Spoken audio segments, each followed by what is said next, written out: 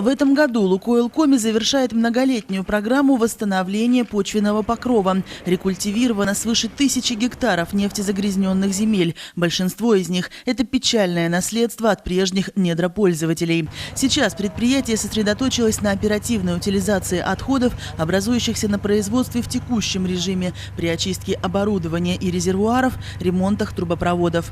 26 декабря исполняющий обязанности министра природных ресурсов республики Роман Полшветкин побывал на новом объекте «Лукойл Коми», имеющем большое экологическое значение. Сегодня «Лукойл Коми» запускает шламонакопитель. Объект построенный, долгожданный, во-первых. Во-вторых, построенный в рамках года экологии, что тоже важно. И хочется отметить еще, что таких объектов у «Лукойла» появляется уже 4. Нижний Одесс, Картайоль, Вазей и вот здесь Усинск.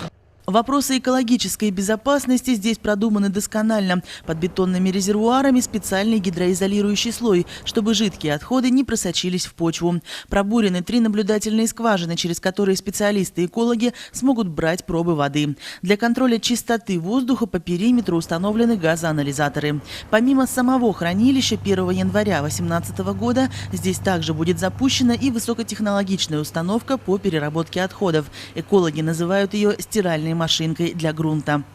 У нас в настоящее время работают 2 установки по переработке твердых нефтяных шламов. Называется КУПНШ, то есть установки по промывке загрязненных нефтью грунтов. При воздействии на них острым паром в технологии и добавлении моющих средств, нефтяные углеводородные содержания, углеводороды разбиваются от примесей частиц земли, песка и так далее, если по-простому говорить, грунтов. И на выходе у нас получается НСЖ, нефтесодержащая жидкость с углеводородами, отмытый грунт и вода, которая также используется в рециклинге для последующей отмывки шлама.